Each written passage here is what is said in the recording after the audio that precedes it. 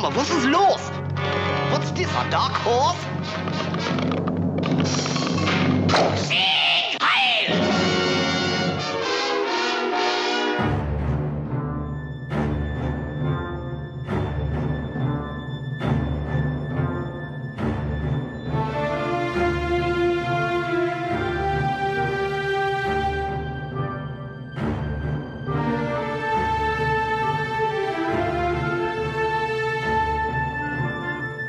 La guerra de Hollywood.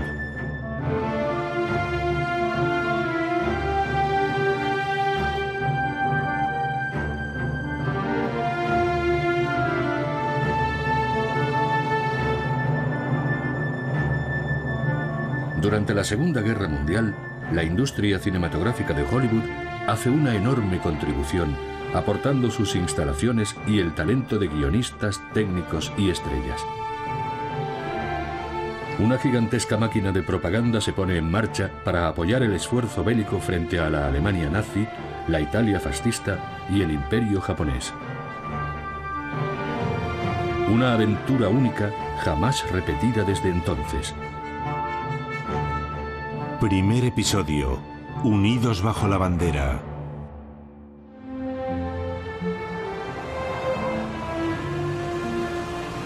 A comienzos de 1930, Hollywood parece estar muy lejos de las turbulencias políticas que están teniendo lugar en el resto del mundo.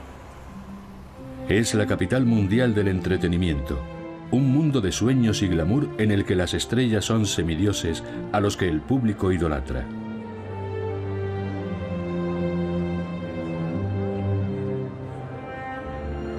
Más de 80 millones de norteamericanos van al cine cada semana para ver a Charlie Chaplin, Gary Cooper o los hermanos Marx.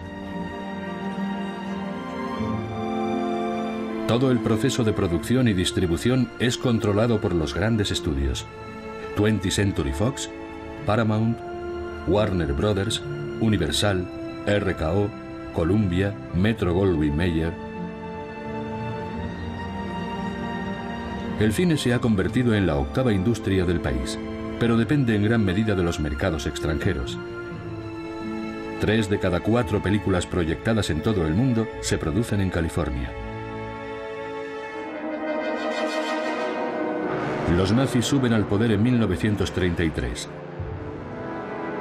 Los estudios norteamericanos eligen la vía diplomática para evitar que prohíban sus películas en Alemania, poniendo especial cuidado en no desagradar al gobierno del Tercer Reich. Muchos incluso acatan la legislación antijudía aprobada en 1935, despidiendo a los judíos que trabajan en sus oficinas alemanas. Georg Quisling, cónsul del Reich en Los Ángeles, vigila de cerca los nuevos proyectos. En una ocasión, haciendo uso de su influencia, consigue detener el rodaje de El perro rabioso de Europa, un largometraje hostil al régimen alemán. Solo un puñado de pequeñas películas independientes condena la dictadura alemana.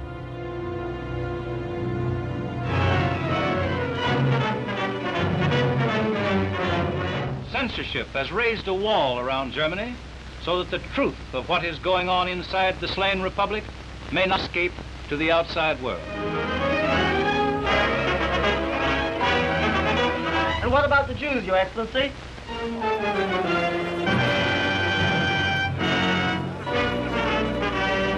En 1934 se estrena El reinado del terror de Hitler, un largometraje tosco pero digno de atención, por ser el primero que muestra en las pantallas norteamericanas la violencia alemana contra los judíos.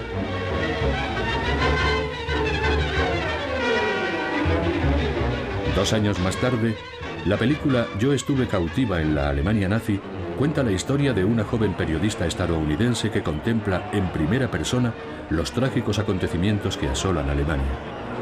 La quema de libros, el odio racial, la represión.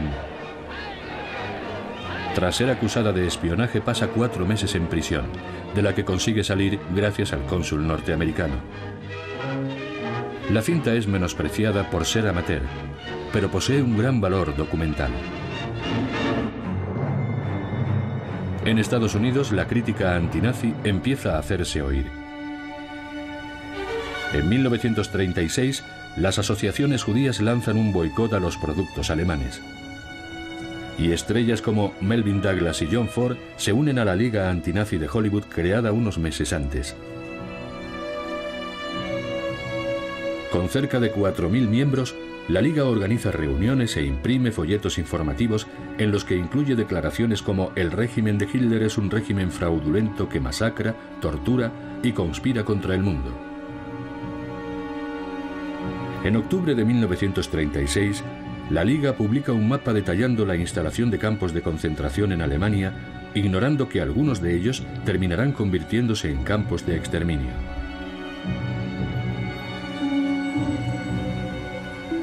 También condena las actividades de algunos ciudadanos de origen alemán que, a pesar de ser estadounidenses, pertenecen a la Federación Germana Norteamericana, una organización nazi con su sede central en Nueva York. Debemos luchar por nuestros derechos. La Federación Germano-Norteamericana fue creada específicamente para este propósito, y toda persona de nuestra raza debería comprenderlo y rendir honores a su honestidad. No tenemos tiempo ni excusas para estar inactivos, y mucho menos si pertenecemos a esta federación.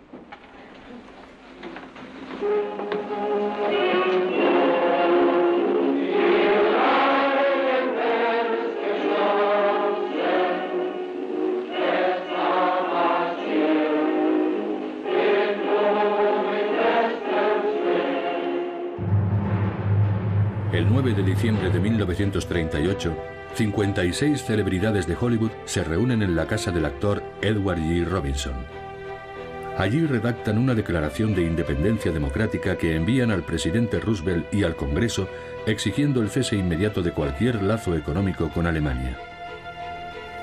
Entre los firmantes se encuentra el productor Jack Warner, uno de los oponentes más violentos al régimen nazi, que a pesar de los intentos de intimidación, decide romper la ley del silencio.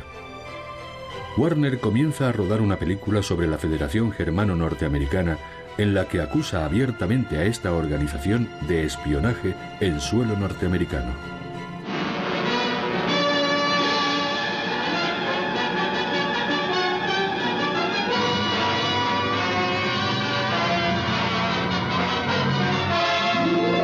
I am a Nazi spy. I am one of thousands stationed in every part of the United States to steal the secrets of your national defense. There are spies stationed in all of the Navy yards in Brooklyn, Philadelphia, Newport News. There are Nazi agents in the aeroplane and munition factories at Bristol, Buffalo, Seattle, Boston. La cinta se estrena en Estados Unidos el 6 de mayo de 1939, 2 meses después de la invasión alemana de Checoslovaquia. Es la primera gran producción abiertamente antinazi en los preludios de una guerra en Europa que ya parece inevitable. Now, from the actual revelations of Department of Justice investigator Leon G. Turow, comes the mightiest dramatic blast ever filmed. The almost incredible story of foreign agents stealing our vital defense plans, of a brown network spreading hatred and terrorism to mask the treacherous plots of its leaders. You'd think from the number of spies they've been sending over here that we're at war with Germany. It looks more as if Germany were at war with us. Nazi boons meeting all over the nation, openly training men for street fights, teaching them how to use guns and bayonets. It's a new kind of war, but it's still war. Los alemanes entran en Polonia el 1 de septiembre de 1939. Dinamarca, Noruega, Holanda, Bélgica y Francia son invadidas en rápida sucesión. En junio de 1940, Inglaterra es la única nación aliada que no ha caído en manos de los nazis. Estados Unidos aún no se ha involucrado en el conflicto. Y es en este contexto cuando se estrena El Gran Dictador, de Charlie Chaplin, una agresiva sátira del régimen de Hitler. Range, 95,452. Range, 95,452. Yes, sir. And clear! Fire!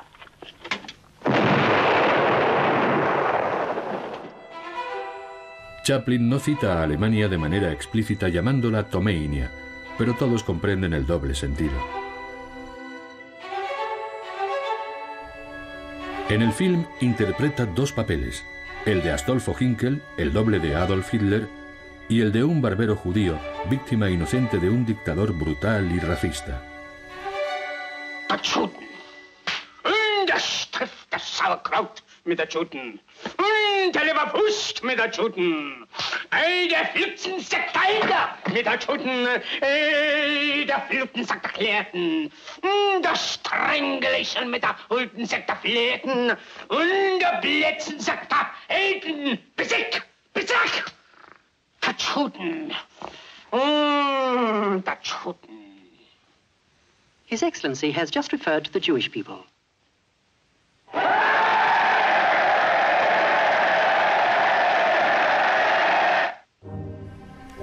La primera película hablada de Chaplin es un gran éxito de crítica y público. Las producciones norteamericanas están ahora prohibidas en el mercado alemán y nuevos largometrajes siguen el ejemplo del gran dictador criticando la ideología nazi. We're at war, Herr Müller. Yes, we are at war. But can you tell me why? Of course. To restore Germany's place in the world. We were a weak and despised nation before. Now everyone respects us. They're afraid of us. I must remember this. They are afraid of us. I will tell my wife, it will comfort her. Perhaps she won't need any medicine to sleep. Yes, I will put a sign over my son's grave. They are afraid of us. Los protagonistas de estas películas son alemanes opuestos al nuevo orden nazi. Personas sencillas que se niegan a ceder ante la dictadura y se unen al movimiento de resistencia corriendo el riesgo de ser asesinadas o enviadas a campos de concentración. Tras las victorias alemanas en Europa, el gobierno norteamericano empieza a considerar la posibilidad de entrar en la guerra. Y en otoño de 1940 lleva a cabo el primer reclutamiento de su historia en tiempos de paz. 900.000 hombres, incluido el actor James Stewart, son elegidos por sorteo para cumplir un año de servicio militar. En la gran pantalla, las estrellas también se ponen los uniformes y empiezan la instrucción.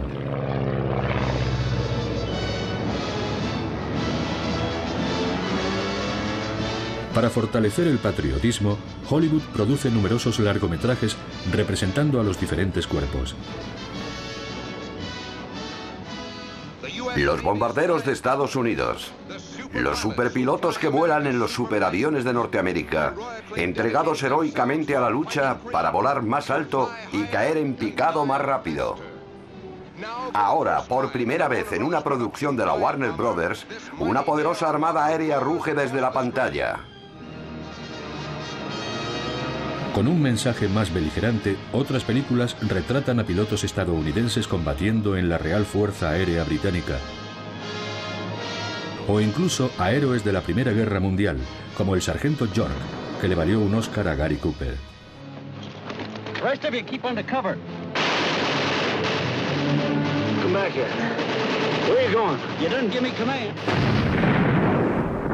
En 1941, la mayoría de los norteamericanos aún se opone a entrar en la guerra. Poderosos lobbies aislacionistas critican abiertamente la actitud de Hollywood. Entre ellos, el primer comité de Norteamérica, en el que el aviador Charles Lindbergh es uno de sus miembros más populares. La industria del cine incluso es objeto de una investigación del Senado con un fuerte tufo antisemita y anticomunista. Pero todas estas iniciativas se detienen abruptamente tras el ataque japonés a la base de Pearl Harbor. 7 de diciembre de 1941. Una fecha que pervivirá en la infamia.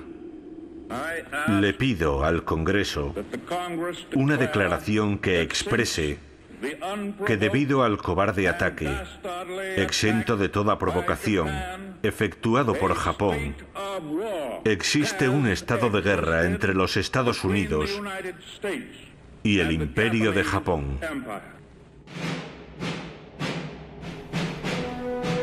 Con cerca de 2.400 muertos y más de 1.200 heridos, la opinión pública norteamericana profundamente impactada se une al deseo de venganza. 4 días más tarde, el 11 de diciembre, Alemania, aliada de Japón, declara la guerra a Estados Unidos. El presidente Roosevelt debe preparar al país para el esfuerzo de la guerra. Para ello, requiere la ayuda de la industria cinematográfica, que de inmediato le brinda su cooperación.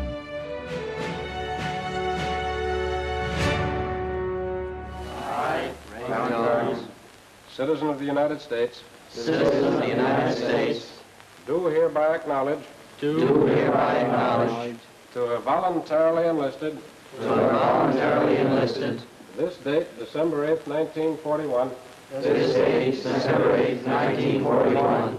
In the Army of the United States. In the Army of the United States. For the duration of the war plus 6 months. For the duration of the war plus 6 months. Una semana después del ataque japonés, la industria cinematográfica funda el Comité de Actividades de Guerra, compuesto por representantes de las diferentes organizaciones profesionales, productores, distribuidores, artistas y técnicos.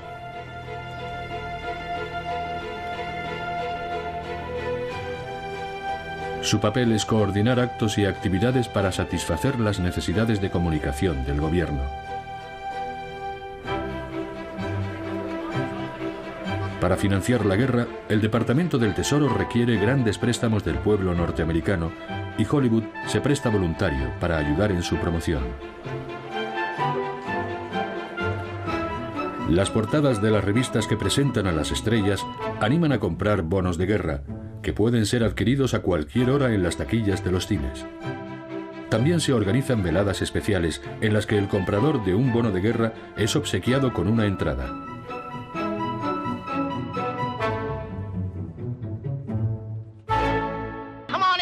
Folks, come on, skip right up and get 'em.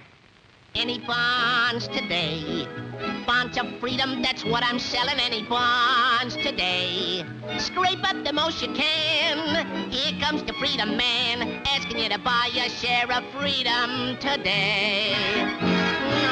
Many stamps today, gift kiddies. We'll be blessed if we all invest in the USA. Sammy, my Uncle Sammy. Here comes the freedom man. Can't make tomorrow's plan. Not unless you buy a share of freedom today. Any stamps, any bonds today. Muchas celebridades viajan por todo el país para dar discursos, firmar autógrafos e intervenir en espectáculos gratuitos. Algunos participan en largas giras, como los componentes de la Caravana de la Victoria de Hollywood en 1942. O los pasajeros de este tren, en el que viajan estrellas como Bob Hope, Cary Grant y Laurel y Hardy.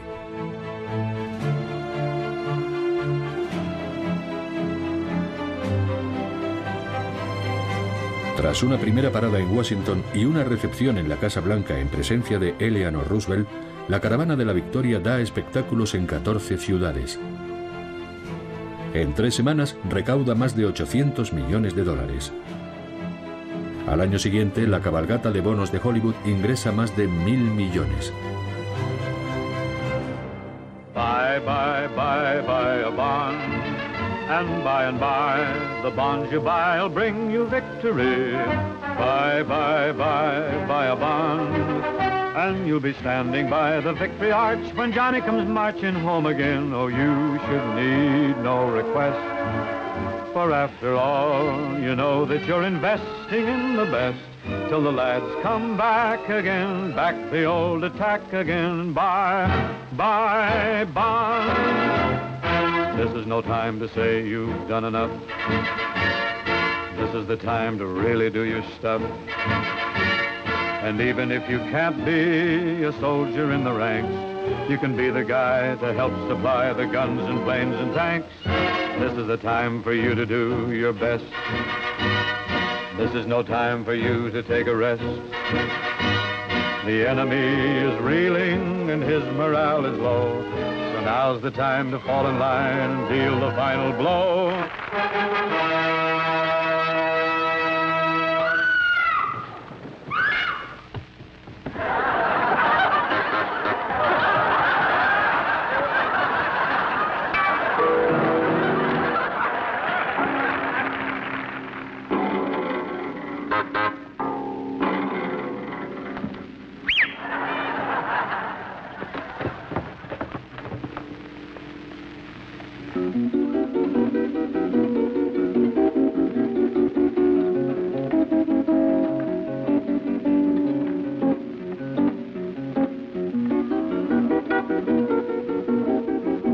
Harpo Marx, Judy Garland, Mickey Rooney, Betty Hutton, Fred Astaire. Convertidas en mensajeras del gobierno, las estrellas comparten la vida en las giras.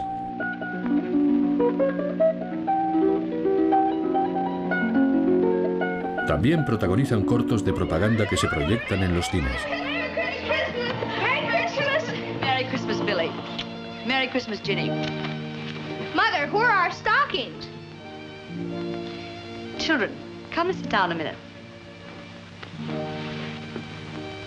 Ginny, this is for you. Billy, this is for you. It's Mother's Christmas present. War bonds?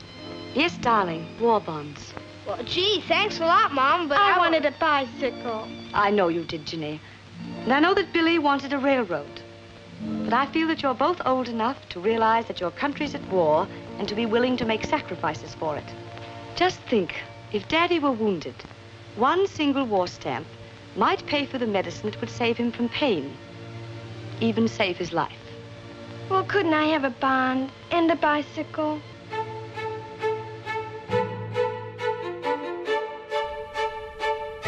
La industria del cine también se involucra en el entrenamiento de las tropas.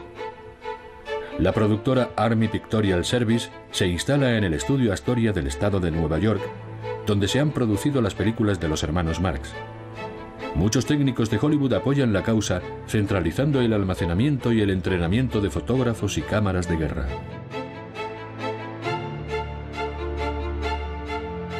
Sus producciones van dirigidas a los nuevos reclutas de un ejército en el que solo 1 de cada 50 soldados es un militar de carrera. Entre 1941 y 1944, más de 1.500 películas de este tipo llegan a los cuarteles, abordando cuestiones técnicas y psicológicas. You're going into battle. Right away, you start thinking about home. Then you start thinking about all the things that can keep you from getting back there again. The result, you're too scared to think about your job. And if you want to come back, this is one job you gotta think about. Las instrucciones son claras. Tu objetivo es matar japoneses y alemanes. Debes aprender a matar a tu enemigo antes de que él te mate a ti. No aprenderlo es un error que te costará la vida. Here it comes. This is it. Kill or be killed.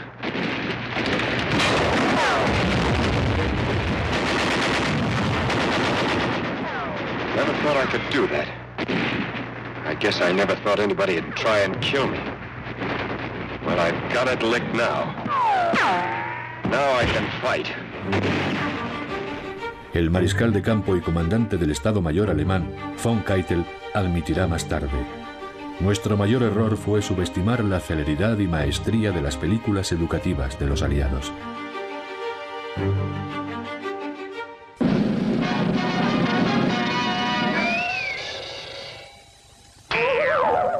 This is Snafu.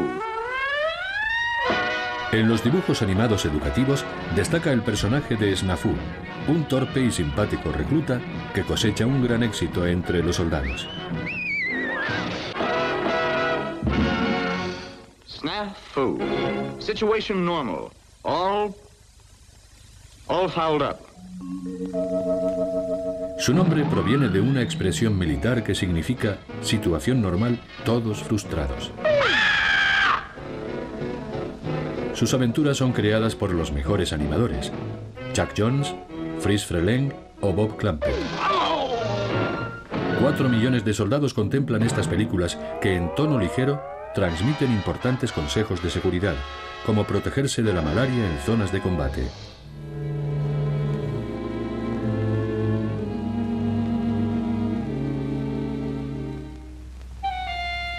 Not bad, but it don't do justice to me nose. Well, well, well. Swimming at sundown and naked all over. Ah, just my meat.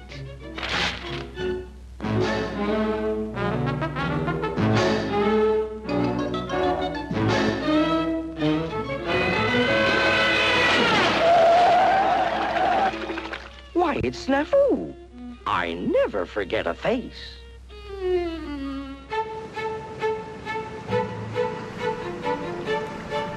En la costa oeste, a las afueras de Los Ángeles, otro equipo de cine militar se pone en marcha. La primera unidad cinematográfica. La única unidad formada exclusivamente por personal de Hollywood. Hasta 1.100 artistas y técnicos se involucran en la tarea. Es una iniciativa del general Henry H. Arnold, comandante de las Fuerzas Aéreas, cuyos requerimientos de reclutamiento e instrucción crecen constantemente. Arnold acude a Jack Warner, quien contrata al guionista y director Owen Cram para hacerse cargo de la unidad.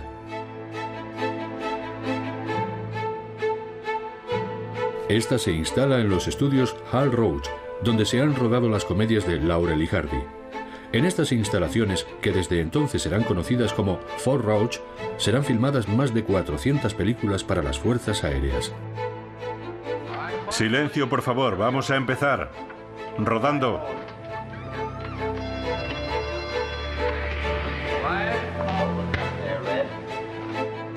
Las tomas aéreas son supervisadas por el piloto Paul Mans, uno de los mejores especialistas de Hollywood. Estas películas ayudan a reforzar el entrenamiento en todo tipo de aviones, desde cazas a bombarderos. Apodados los comandos de Hollywood, sus miembros adoptan el lema "Los matamos con películas". Then a kick on the brakes to stop the wheel spin and gear up. Get rid of that drag fast. In takeoff emergencies, the bare belly is better than wheels. Check the light. Visual inspection later. 130 safe airspeed for power reduction. Manifold pressure first. Pilot's job, but today your instructor does it. Check your landing gear. Up left. Up right.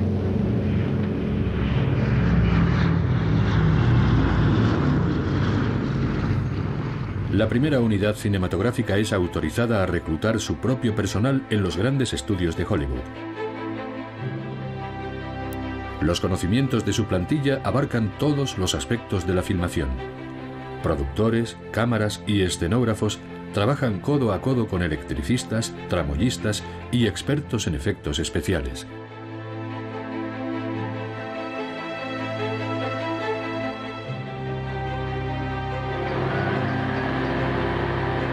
Filmadas con gran realismo, estas películas muestran cómo afrontar cualquier situación extrema e imaginable y cómo sobrevivir en condiciones hostiles tras un accidente, en el Ártico, el desierto, la selva o el océano.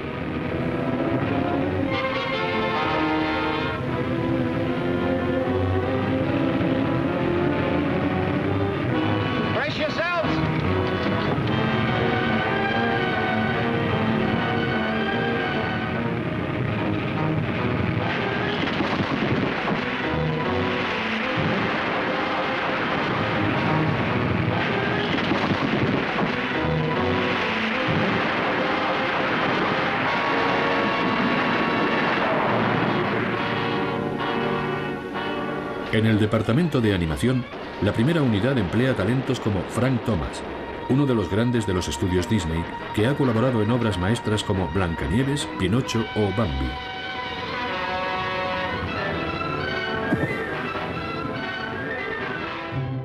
Entre sus filas también se encuentra el capitán Ronald Reagan, futuro presidente de la nación.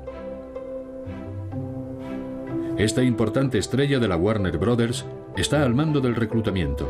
También toma parte en algunas películas, apareciendo como actor o prestando su voz como narrador de documentales. Reconocimiento de los cazas Zero japoneses pone de manifiesto la importancia estratégica de la primera unidad. En el Pacífico, los estadounidenses tienen problemas para distinguir los aviones japoneses de sus propios cazas P-40 Warhawk. El primer Zero capturado intacto es enviado a Fort Roach, donde es filmado desde todos los ángulos para ayudar a su reconocimiento en vuelo.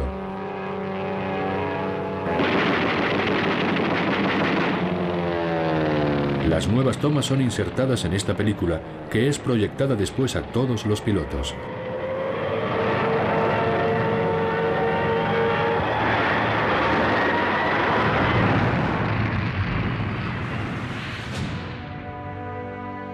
El oscarizado Frank Capra, ardiente defensor de los valores norteamericanos, produce y dirige varias películas para las tropas. El general Marshall en persona, jefe del Estado Mayor, le dice a Capra: si los documentales de entrenamiento explican a las tropas cómo volar, tus películas deben explicarles por qué están luchando. Tras rodearse de talentos como el director Anatoly Litvak, Capra produce una serie de películas documentales utilizando imágenes de archivo y material propagandístico filmado por el propio enemigo. Unas imágenes que en sus hábiles manos atacan con eficacia las doctrinas y ambiciones del eje de dictadores formado por Alemania, Japón e Italia. Cuando oigan a los nazis y a los japoneses proclamar esa inmundicia de la raza superior, declara: nuestros muchachos sabrán por qué llevan puesto el uniforme.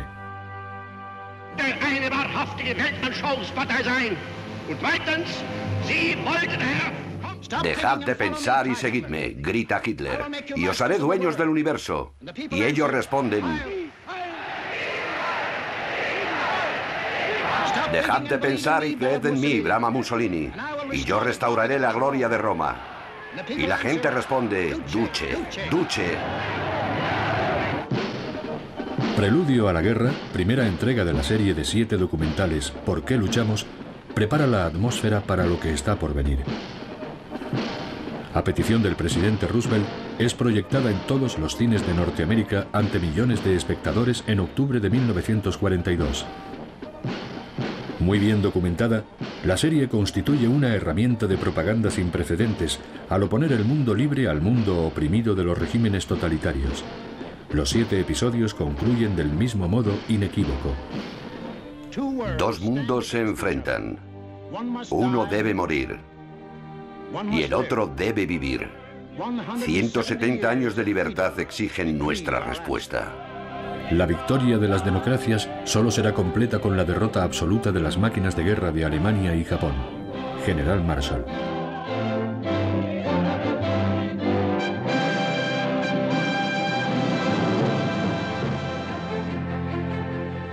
La dimensión pedagógica de ¿Por qué luchamos? Tiene mucho que agradecer a los estudios Disney, que producen los mapas y las secuencias animadas que aparecen en la serie. Desde el principio del conflicto, el indiscutible maestro de la fantasía responde a la llamada de las autoridades. Los equipos de Disney producen decenas de películas de corta y media duración. Algunas, de naturaleza muy técnica, son utilizadas para el entrenamiento del personal militar. Otras se dirigen hacia un público más amplio, como A través de la Fuerza Aérea a la Victoria, que analiza los riesgos de los bombardeos. How long will the war last? Will our own cities and homes be bombed? Which is our #1 target? Germany or Japan? What of the supply problem? Can we overcome the submarine menace? Can air power bomb Germany into submission?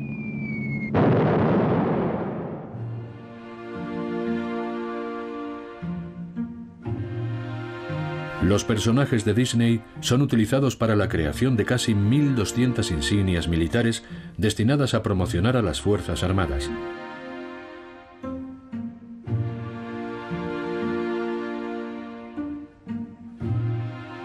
El Pato Donald, Mickey Mouse, Pluto o Dumbo aparecen uniformados en tanques, buques y bombarderos. Disney también produce cortometrajes para el Departamento del Tesoro.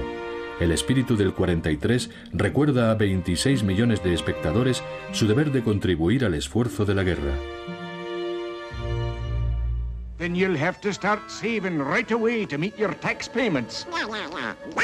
Listen, chum. Spend it. It's your dough. Yeah, it's my dough. Aye, laddie. It's your dough. But it's your war, too. You must save for victory. What's money for? Spend it. Shoot the works. Nay, nay, you must save it. Spend.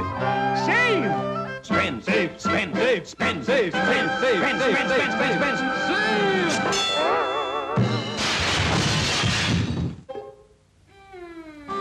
Well, now what are you going to do? Spend for the Axis or save for taxes. Just remember, every dollar you spend for something you don't need is a dollar spent to help the Axis.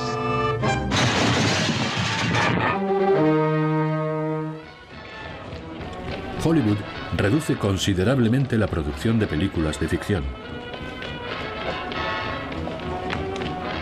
Más de un tercio de los largometrajes hacen referencia al conflicto, desplegando un marcado entusiasmo y grandes dosis de oportunismo.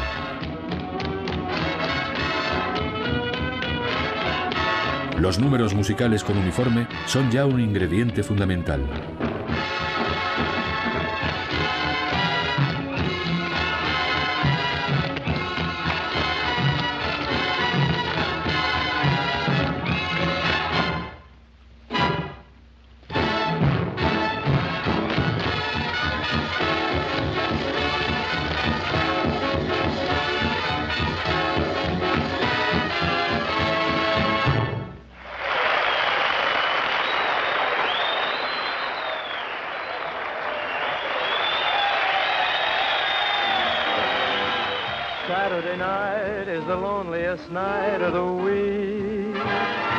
Muchos guiones son seleccionados por recomendación de la Oficina de Información de la Guerra.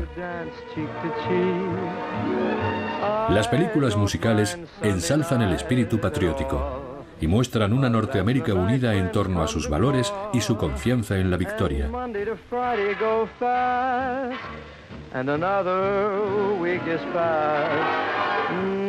Saturday night is the loneliest night of the week. I sing the song that I sang for the memories I usually see, until I hear you at the door, until you're in my arms once more. Saturday night is the loneliest night of the week. Las canciones de las hermanas Andrew, reinas indiscutibles del swing, encarnan la ola de patriotismo que envuelve a los musicales. El popular trío llega incluso a producir una serie de discos dedicados a los soldados. Hola, amigos. ¿Le importaría sentarse mientras cantamos Boogie Boogie Bugle Boy?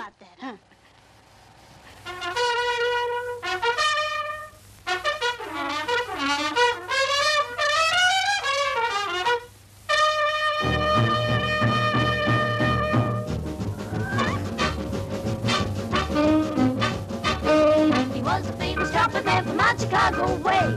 He had a boogie style that no one else could play. He was the top man at his craft. Then his number came up and he was gone with the draft. He's in the army now, a blowing reveille. He's a boogie woogie bugle boy of Company B. They made him blow a bugle for his Uncle Sam. He really brought him down because he couldn't jam. The captain seemed to understand. Because the next day the cap went out and drafted a band. And now the company jumps when he plays reveille. He's a boogie woogie bugle boy of Company B. A toot, a toot, a toot-a-dat, a toot, he blows the day to the bar. In boogie rhythm, you can't throw a note unless the bass and guitar is playing with them. He makes the company jump when he plays reveille. He's a boogie woogie bugle boy of Company B. He was a boogie woogie bugle boy of Company B.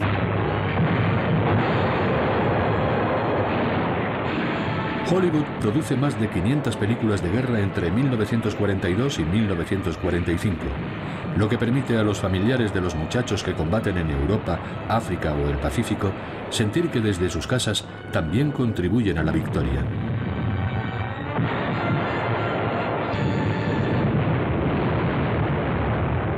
Sin embargo, el sufrimiento de los soldados permanece en la sombra. Las películas deben realzar los actos de heroísmo, señala la Oficina de Información de la Guerra. Debe mostrarse que cada individuo está dispuesto a morir en defensa de la libertad.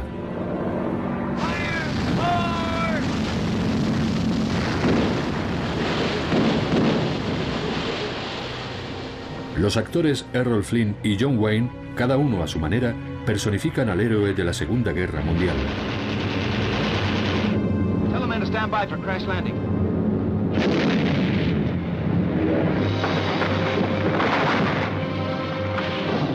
Cada victoria norteamericana es glorificada en la gran pantalla. La primera incursión en suelo japonés, dirigida por el teniente coronel Doolittle en abril del 42, obtiene un gran reconocimiento. Esta simbólica hazaña es escenificada en Destino Tokio, El corazón púrpura y 30 segundos sobre Tokio con Spencer Tracy.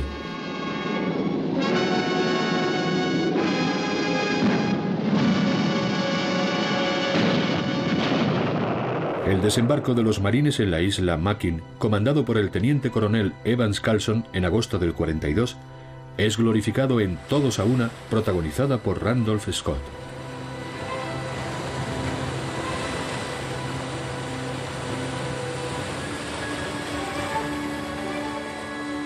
El escenario se recrea en la costa californiana, entre Los Ángeles y San Diego. El mismo teniente coronel Carlson trabaja como asesor técnico para los estudios Universal.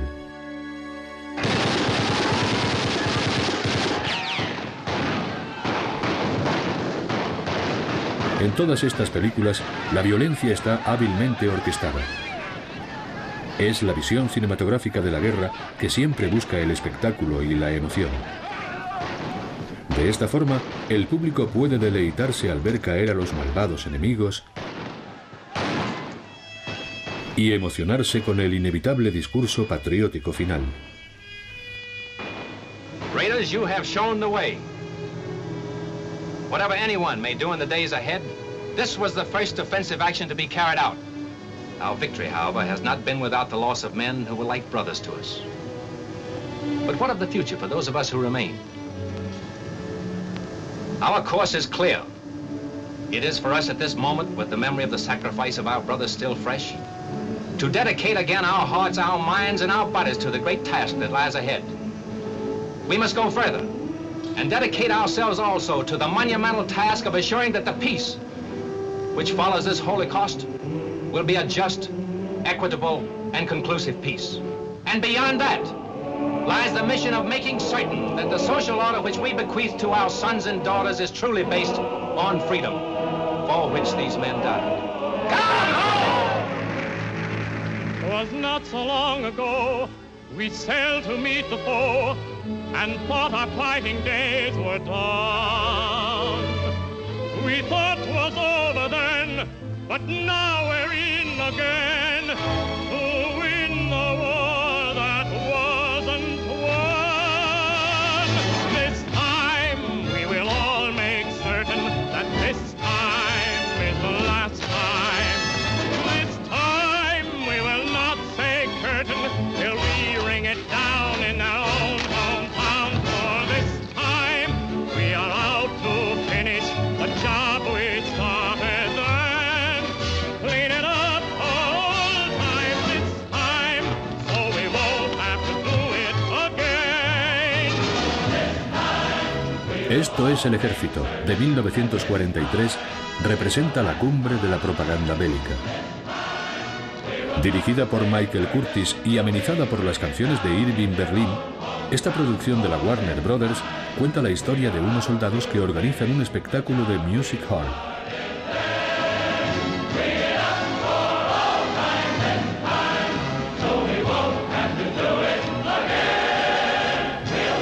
En su apoteósica secuencia final, tras un pelotón de soldados, aparecen los símbolos de la democracia norteamericana: el águila calva, el tío Sam y la bandera de las barras y estrellas.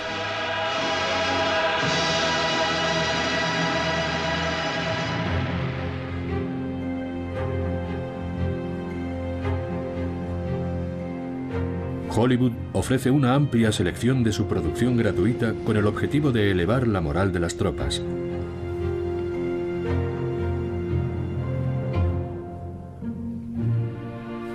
Más de 25.000 copias de largometrajes y noticiarios, además de 30.000 copias de cortometrajes, son donados por los estudios. El Army Pictorial Service se hace cargo de la distribución, operando en 21 centros de todo el globo. Los rollos llegan a lugares tan lejanos como Birmania, Túnez o Filipinas, a cualquier remoto emplazamiento donde haya presencia norteamericana. Las películas se proyectan en escenarios improvisados, en medio de la selva o a cielo abierto.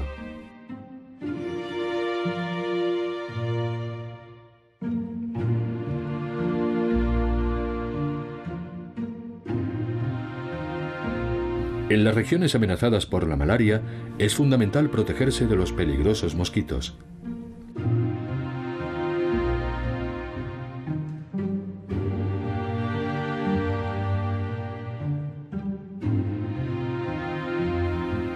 Cerca de 5.000 proyectores amenizan las noches en las zonas de combate. En ocasiones, los soldados asisten a preestrenos, visionando películas que aún no han sido expuestas en las salas comerciales. Durante 2 horas, todos intentan olvidar su nostalgia, viendo Norteamérica en la gran pantalla.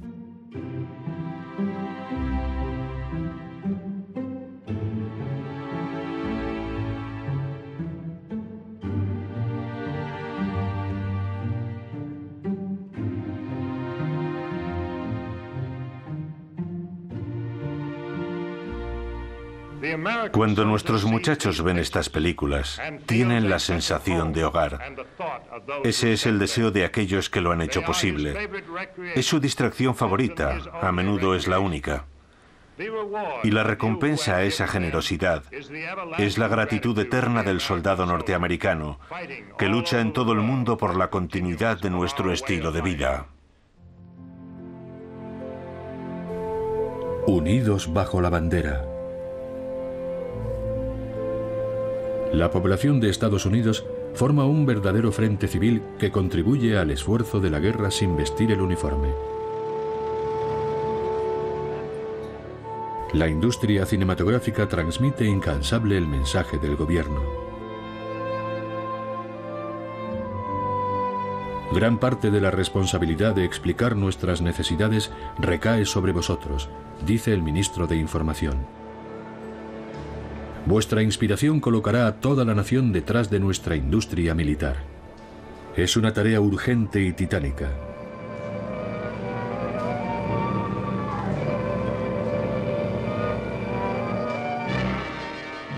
En esta cadena de ensamblaje, los operarios trabajan día y noche, unidos por un solemne propósito, que ha convertido la producción que nuestra guerra necesita en una realidad gigantesca, en una promesa cumplida tras una respuesta solemne. De estas enormes pilas de componentes, los materiales fluyen a toda velocidad para llegar al lugar apropiado en el momento apropiado. Acero, caucho, aluminio y estaño, forjas, moldes y piezas fundidas. Todo fluirá hasta que el arma acabada se incorpore al motor de destrucción. Nuestros muchachos del frente de batalla quieren saber que seguiréis trabajando junto a ellos hasta alcanzar la victoria. Así que no dejéis de contribuir al esfuerzo de la guerra, porque ellos no renunciarán hasta que hayan ganado. Y os quieren con ellos, terminando el último avión, el último tanque, la última arma, hasta la victoria final.